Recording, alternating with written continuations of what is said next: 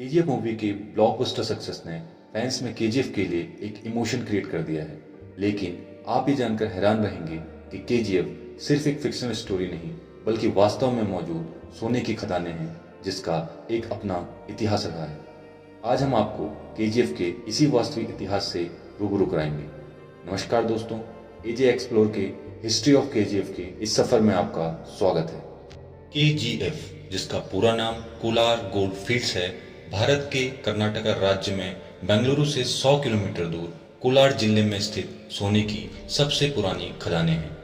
गुप्त, चोल, मैसूर साम्राज्य के समय से ही केजीएफ में सोने के भंडार और खुदाई को लेकर लोगों ने कई कोशिशें की। शुरुआती दौर में यहाँ स्थानीय लोगों द्वारा हाथ की खुदाई से ही मिट्टी से सोना निकाला जाता था। केजीएफ में सोने को लेकर सन 1700 से 1860 तक कई रिसर्च की गई। उन्हीं एक रिसर्च में से सन 1804 में पब्लिश लेफ्टिनेंट वारेन की कोलार पर सोने की रिसर्च रिपोर्ट के आधार पर सन 1871 में ब्रिटिश आर्मी के एक रिटायर्ड सिपाही माइकल फिट्जजेराल्ड लावेली की कोलार में सोने के लिए दिलचस्पी जगी और उसने यहाँ सोने की खुदाई का काम शुरू किया और सन 1875 में मैसूर के महाराज से केजीएफ को 20 साल लीज पर लेकर सोने को निकालने का काम शुरू कर दिया। इसके बाद केजीएफ में सोने की खुदाई का काम सन 1880 में British firm John Taylor and son ने अपने हाथों में ले लिया।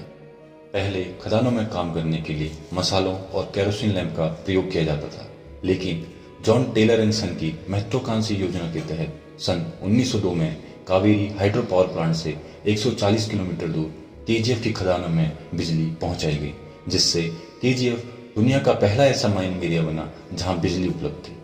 जापान के बाद केजीएफ एशिया की दूसरी ऐसी जगह थी जहां बिजली शुरू हुई थी, जिससे सोने की खुदाई का काम और तेजी से बढ़ा और जिसके चलते केजीएफ भारत का 95% सोना निकालने लगा।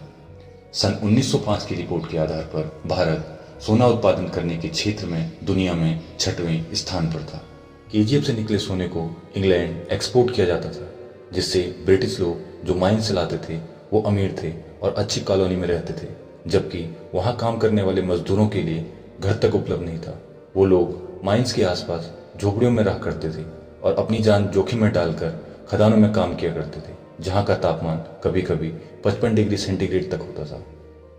केजीएफ उस समय में दुनिया की सबसे गहरी और सबसे अधिक सोना निकालने वाली खदानों में से एक होने के साथ साथ 30,000 से अधिक मजदूरों और उनके परिवारों का घर भी था, जिसमें सबसे ज़्यादा एंग्लो इंडियन आबादी थी।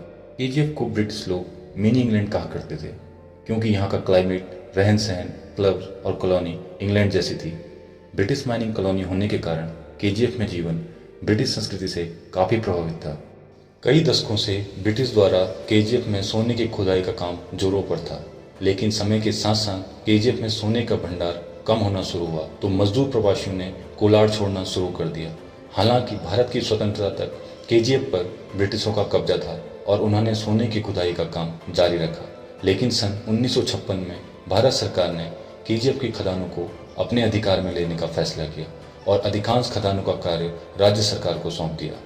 सन 1970 में भारत सरकार की company Bharat gold mine limited ने केजीएफ में सोने की खुदाई का काम शुरू किया, लेकिन इतने सालों से चली आ रही सोने की खुदाई के चलते साल दर साल केजीएफ में सोने के उत्पादन में कमी आने लगी और साल 1980 आते आते कंपनी बहुत लॉस में आ गई कि वर्कर्स को सैलरी देने के लिए फंड शॉर्ट पड़ गए, जिसके बाद कंपनी ने अपने काफ़ी वर्कर्स को काम से निकाल दिया।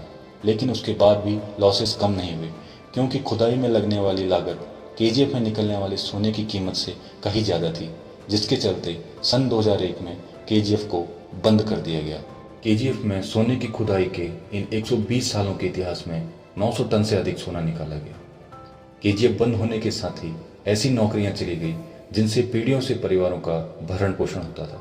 हालांकि केजीएफ के लोगों में अभी भी अपने घर और इसके उल्लेखनीय सुनहरे अतीत के प्रति गर्व की भावना है और एक उम्मीद है कि इसका भविष्य एक बार फिर से सुनहरा हो सकता है। दोस्तों, ये था हिस्ट्री ऑफ केजीएफ का सफ़र। इस विषय पर आपकी क्या राय है, कमेंट करके बताएं। धन्यवाद।